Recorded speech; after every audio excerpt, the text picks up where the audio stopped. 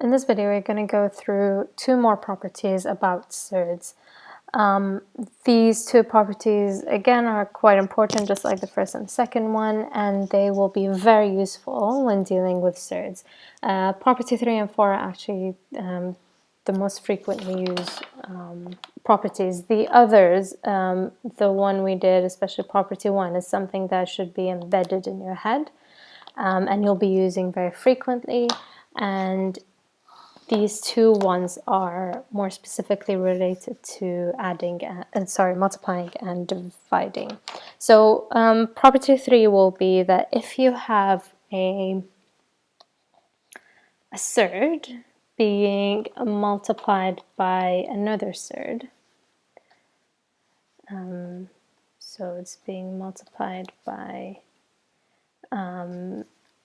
another surd b, then you can actually simplify it as a times b, or simply ab. Given that, so the condition is that a has to be greater than 0 and b has to be greater than or equal to 0. So this is just a side condition to keep in mind. This is a very useful property. Now, you can use it in reverse as well, so you can use it either way. You will end up with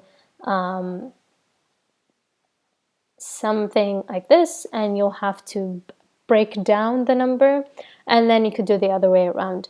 Now, this does not work for addition and subtraction. It only works for this multiplication. So let's see an example. If I have square root of 3 times square root of 2 times square root of 3, using the rule, well, I can just put these two numbers under the same root, and this will be square root of 6. So sometimes when they ask you to simplify surds, this is what they mean. Just put them under a nice square root. Unless you can simplify, unless this is a square root of 4, for example, and it ends up being 4 times 3. We'll get into that example later on. Let's say we have, this time, let's say we have 2 square root of 5 times 3 square root of 2. Well, in this case, you can multiply the coefficients. So I can do a 2 times 3, and then I'll do a square root of the numbers inside. So I'll have my surd numbers, so 5 times 2. So I have the coefficients as 6, and then under the square roots, that's a 10. So it's a 6 square root 10. If you had something like square root of 16 times square root of 5, well, in this case, it doesn't make sense to actually do 16 times 5. It would make more sense to say, well, this is 4 times square root of 5, which is 4 square root of 5.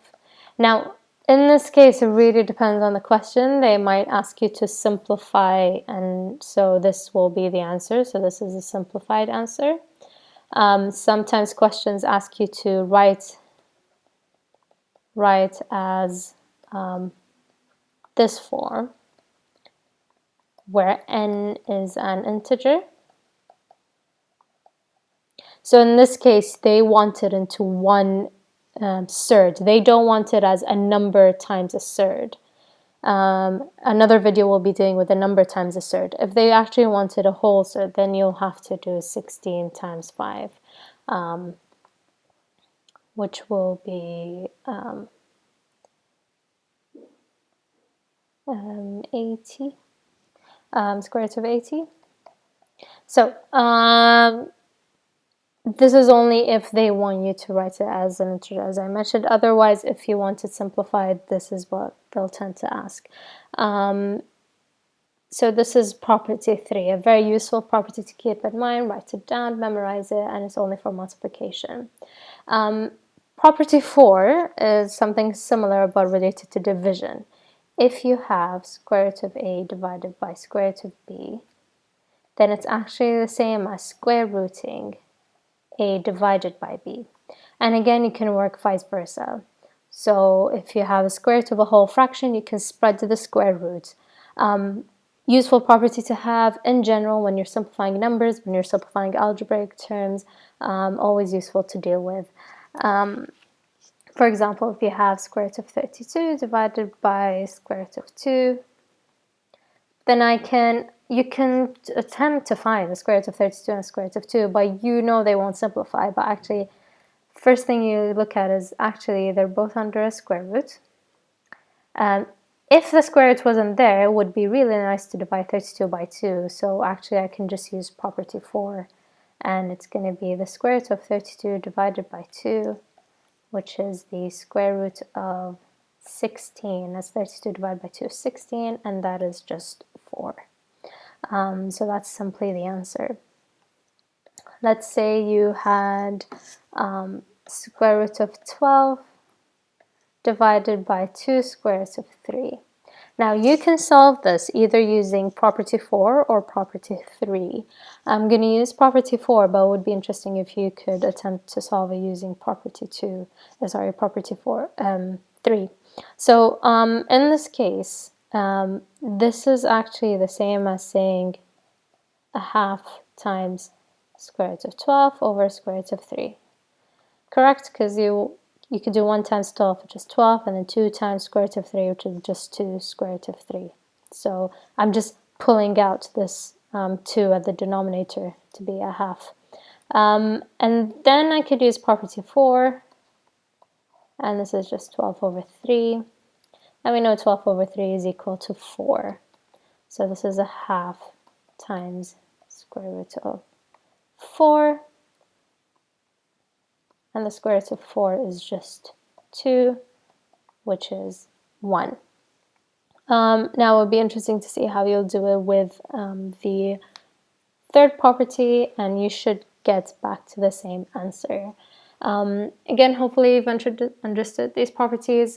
Do practice questions from your book. Try to bring in some of your own questions. Come up with your own values to put in. You can check your answers using a calculator. If you're using a calculator, just be careful to write brackets in there. So for example, you're going to do square root of 5. You need to press next in order to get out of that square root and say divided by 2 square root of 5, and it should give you a value. So let's try the square root of 32. Again, get out of the square root, divided by square root of 2. Always make sure that you're out of the square root. Some calculators automatically do that. Some of them you'll have to do it manually. And it's 4, just as we did before.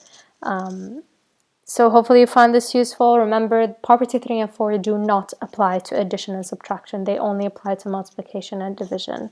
I'll be going through some more properties or some more style of questions you might see with Surds in the next few videos.